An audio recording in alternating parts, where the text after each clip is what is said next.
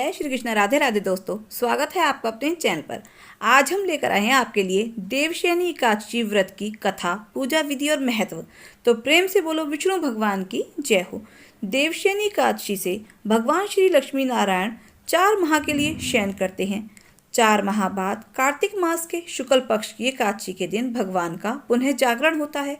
इन 4 माह के दौरान कोई भी शुभ या मांगलिक कार्य नहीं किए जाते हैं। इस दौरान सिर्फ सिद्धि साधना, जप तप मंत्र अनुष्ठान के लिए उपयुक्त समय माना गया है। देवशयनी एकादशी, जो कि एक बड़ी एकादशी के रूप में मानी जाती है। देवशयनी एकादशी व्रत की शुरुआत दशमी तिथि की रात्रि से ही हो जाती है।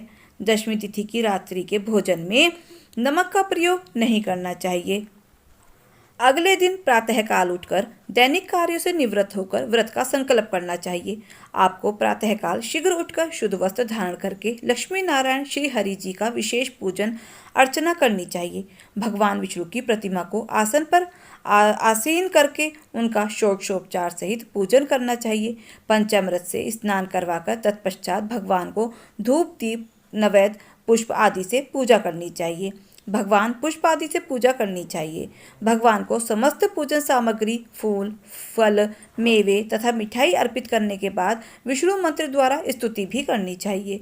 इसके अतिरिक्त शास्त्रों में व्रत के जो सामान्य नियम बताए गए हैं उनका कठोरता से पालन भी करना चाहिए।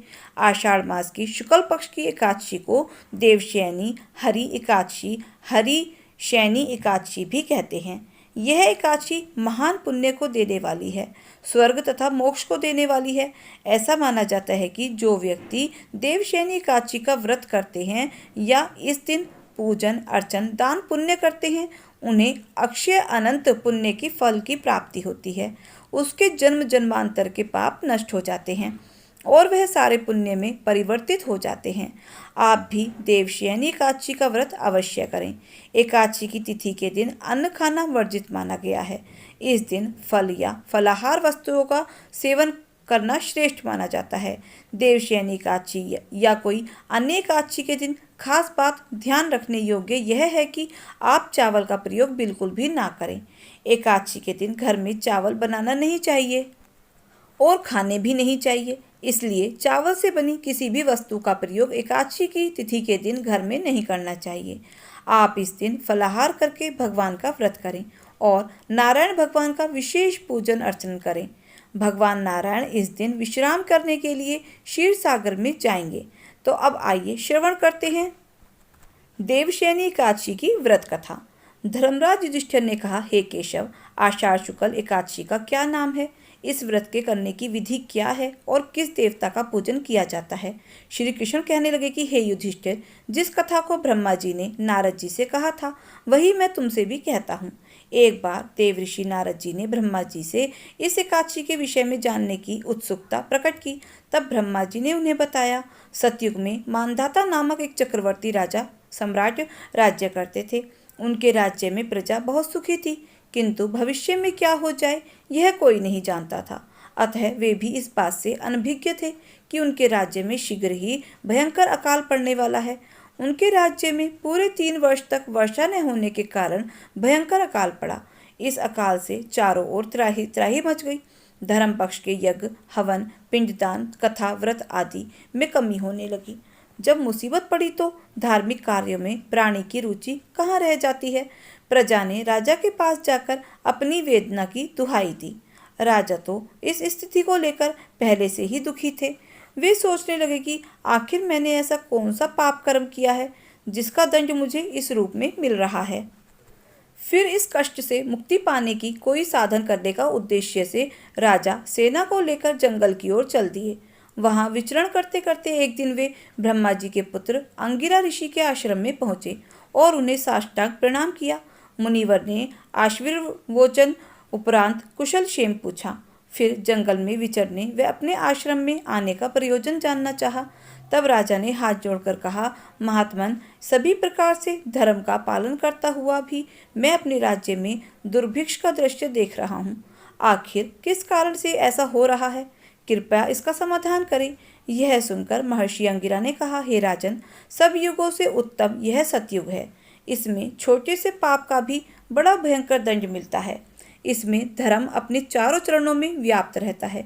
ब्राह्मण के अतिरिक्त किसी अन्य जाति को तप करने का अधिकार नहीं है, जबकि आपके राज्य में एक शूद्र तपस्या कर रहा है। यही कारण है कि आपके राज्य में वर्षा नहीं हो रही है। जब तक वह काल को प्राप्त नहीं होगा, तब तक यह दुर्भिक्ष शांत नहीं होगा। दुर्भिक्ष की शांति उसे मारने से ही संभव है। किंतु राजा का हृदय एक निरपराध शूद्र तपस्वी का शमन करने को तैयार नहीं हुआ। तब उन्होंने कहा, हे देव, मैं उस निरपराध को मार दूं? यह बात मेरा मन स्वीकार नहीं कर रहा है। कृपा करके आप कोई और उपाय बताएं। महर्षि अंगिरा ने कहा, आषाढ़ माह के शुक्ल पक्ष की एकादशी का व्रत करें। इस व्रत के प्रभाव से अवश्य ही वर्षा होगी। राजा अपने राज्य की राजधानी लौट आए और चारों वर्णों सहित देवशयनी एकादशी का विधि पूर्वक व्रत किया। व्रत के प्रभाव से उनके राज्य में मूसलधार वर्षा हुई और पूरा राज्य धन धान्य से परिपूर्ण हो गया। ब्रह्मा वैवर्त पुराण में देवशयनी एकादशी के विशेष महात्म्य का वर्णन किया गया है। इस व्रत से प्राणी की समस्त मनोकामनाएं पूर्ण होती हैं। तो प्रेम से बोलो विष्णु भगवान की जय हो। अब श्रवण करते हैं एकादशी के दिन सुनी जाने वाली तुलसी माता की कथा। प्राचीन समय की बात है। एक परिवार में ननद और भाभी साथ साथ रहती थी। ननद का विवाह अभी नहीं हुआ था। वह तुलसी जी के पौधे की बहुत सेवा करती थी। नियम से तुलसी को सींचती और दीपक लगाती थी, लेकिन उसकी भाभी को यह सब पसंद नहीं था। जब कभी उसकी भाभी को बहुत ज़्यादा गुस्सा आता, तब वह अपनी ननद को ताना देते हुए कहती थी कि जब तुम्हारा विवाह होगा तो मैं इस तुलसी को ही बारातियों को खाने को दे दूंगी और तुम्हारे दहेज में भी तुलसी ही दूंगी। जब देखो तुलसी की ही सेवा करती रहती हो। कुछ समय बीत जाने पर ननद का विवाह तय हो गया। विवाह के दिन भाभी ने अपने कहे अनुसार बारातियों के सामने तुलसी का वह गमला फोड़ दिया जिसकी सेवा उसकी ननद किया करती थी, और तुलसी के पत्ते खाने के लिए कहा। तुलसी जी की कृपा से वह फूटा हुआ गमला कई सारे स्वादिष्ट पकवानों में बदल गया। भाभी ने गहनों के नाम पर भी तुलसी की मंजरी से बने हुए गहने अपनी ननद को पहना दिए। देखते ही देखते तुलसी जी की मंजरी से बने वह गहने भी सुंदर सोने जवाहरात हीरे मोतियों में बदल गए। इतना ही नहीं, भाभी ने मारे क्रोध के वस्त्रों के स्थान पर भी तुलसी का जनेऊ रख दिया और वह भी रेशमी और सुंदर वस्त्रों में बदल गए। अब जब ननद अपनी ससुराल में पहुंची तो ससुराल में उसके दहेज की बहुत ही प्रशंसा हुई। यह बातें भाभी के कानों तक भी पहुंची। उसे बहुत आश्चर्य हुआ। उसने सोचा कि उसने तो ननद के गहने, कपड़े और जनेऊ तक तुलसी जी के ही रखे थे, तुलसी की मंजरी रखी थी। यह सब जानकर भाभी को बहुत आश्चर्य हुआ। अब उसे तुलसी की पूजा का महत्व समझ में आ गया। उस भाभी की भी एक लड़की थी। तब वह अपनी बेटी से कहने लगी कि बेटी, तुम भी तुलसी जी की सेवा किया करो, तुम्हें भी तुम्हारी बुआ की तरह फल मिलेगा। वह जबरदस्ती अपनी बेटी से तुलसी जी की सेवा करने को कहा करती थी, लेकिन लड़की का मन तो तुलसी जी की सेवा में लगता ही नहीं था। धीरे धीरे समय बीता। भाभी की लड़की भी बड़ी हो गई। अब उसके विवाह का समय आ गया।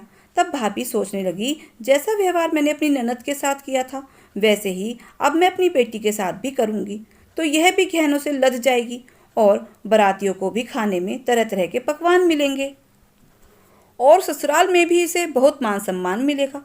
यही सोचकर भाभी बारातियों के सामने तुलसी का गमला फोड़ देती है, लेकिन इस बार गमले की मिट्टी मिट्टी ही रहती है। मंजरी और पत्ते भी अपने ही रूप में रहते हैं। जनेऊ भी अपना रूप नहीं बदलता। और जब भाभी ने सभी बारातियों को खाने में तुलसी के पत्ते दिए तो यह देखकर सभी लोग और बाराती भी भाभी की बहुत ही बुराई करने लगे। भाभी ने लालच में आकर अपनी बेटी के दहेज में भी तुलसी के पत्ते और मंजरी आदि रख दिए थे। जब बेटी अपने ससुराल पहुंची तो वहां पर भी उसकी बहुत बुराई हुई। भाभी गुस्से के मारे कभी भी अपनी ननद को नहीं बुलाती थी। एक दिन भाई ने सोचा कि मेरी पत्नी तो मेरी बहन को बुलाती नहीं है, क्यों ना मैं ही अपनी बहन से मिलकर आ जाऊं। यह सोचकर उसने अपनी पत्नी से कहा और कुछ उपहार अपनी बहन के लिए ले जाने की बात कही। तो भाभी ने थैले में ज्वार भरकर कह दिया कि यह लो और कुछ नहीं है, तुम यही लेकर जाओ। तब भाई बहुत दुखी मन से अपनी बहन के पास चल दिया। रास्ते में वह सोचता रहा कि कोई भाई भला अपनी बहन के घर ज्वार कैसे लेके जा सकता है। यही सोचकर वह एक गौशाला के पास रुक गया और ज्वार का वह थैला उसने एक गाय के सामने पलट दिया। तभी एक ग्वाले ने यह सब देख लिया। तब ग्वाले ने आकर भाई से कहा कि अरे, आप गाय के सामने यह हीरे, मोती और सोना क्यों डाल रहे हो? गाय को तो घास डालनी होती है। तब भाई ने मुड़कर देखा तो वह हैरान रह गया। फिर भाई ने ग्वाले को सारी बात बताई और धन लेकर खुशी खुशी अपनी बहन के घर चल दिया। दोनों भाई बहन एक दूसरे को देखकर बहुत प्रसन्न हुए। तब बहन ने तुलसी माता से सच्चे मन से प्रार्थना की कि उसकी भाभी को सुबुद्धि प्राप्त हो जाए और तुलसी माता की कृपा से उनके घर में सुख, समृद्धि और धन के भंडार भर जाएं। तब कुछ दिनों के बाद देखते ही देखते भाभी का मन भी बदल गया और वह अपनी ननद को बहुत मान सम्मान देने लगी और अब वह भी सच्चे मन से तुलसी जी की सेवा करने लगी।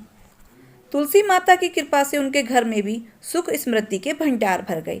उनके घर में अब कलह कलेश नहीं होता था और सभी सुख से रहने लगे।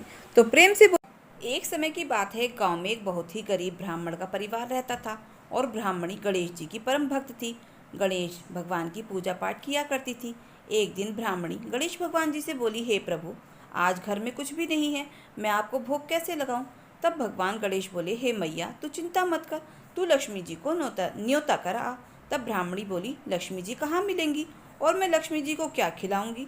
तब गणेश जी बोले, मैया तू न्योता कर तो आ, आज शनिवार का दिन है, सो लक्ष्मी जी पीपल के पेड़ पर मिल जाएंगी। तब ब्राह्मणी न्योता करने चली गई। उसे लक्ष्मी जी पीपल के वृक्ष पर मिल गईं। ब्राह्मणी ने लक्ष्मी जी का न्योता किया। तब लक्ष्मी जी बोली, हे बहन, मैंने तुम्हारे घर नहीं देखा है तो मैं तुम्हारे साथ ही चल रही हूँ। इस प्रकार लक्ष्मी जी ब्राह्मणी के साथ उसके घर पर आ गई। तब ब्राह्मणी गणेश जी से बोली, हे प्रभु, अब मैं क्या करूँ, मैं क्या खिलाऊँ? लक्ष्मी माता तो मेरे घर में आ गई हैं, मेरे साथ ही आ गई हैं, तो घर में तो कुछ भी नहीं है। लक्ष्मी जी तो मेरे साथ ही चली आई हैं, मैं पड़ोसी से भी मांग कर कैसे लाऊं? तब गणेश भगवान बोले, मैया लक्ष्मी जी से भंडारे की चाबी मांग ले। तब ब्राह्मणी बुढ़िया लक्ष्मी जी से भंडारे की चाबी मांगती है। लक्ष्मी माता उसे चाबी दे देती हैं। ब्राह्मणी ने भंडार घर खोलकर देखा तो उसमें भंडारे भरे पड़े थे। ब्राह्मणी यह देखकर बहुत खुश हो गई और उसने 56 भोग बनाए। लक्ष्मी जी को भोग लगाया, गणेश भगवान को भोग लगाया और सारे परिवार वालों ने भी पेट भर भोजन किया। लक्ष्मी जी जाने लगी। तब बुढ़िया ब्राह्मणी लक्ष्मी जी को रोकने लगी। तब लक्ष्मी जी बोली, हे बहन, मैं एक जगह पर स्थिर नहीं रहती हूँ, मैं सबका ख्याल रखती हूँ, सबके घर जाती हूँ, सबके घर से आती हूँ। जैसे जिसके कर्म है उन्हें उनके कर्मों के अनुसार उनके यहाँ निवास करती हूँ। तो हे लक्ष्मी माता, जैसे आपने ब्राह्मणी के भंडारे भरे वैसे ही अपने सभी भक्तों पर अपनी कृपा बनाए रखना। तो प्रेम से बोलो, गणेश भगवान की जय हो, लक्ष्मी माता की जय हो। दोस्तों, अगर आपको हमारी कथा कहानी अच्छी लगी हो तो प्लीज़ वीडियो को लाइक, शेयर और सब्सक्राइब अवश्य करें। अपना प्यार और सहयोग दें। मिलते हैं फिर ऐसे ही नई कथा कहानियों के साथ। धन्यवाद। जय श्री कृष्ण। राधे राधे।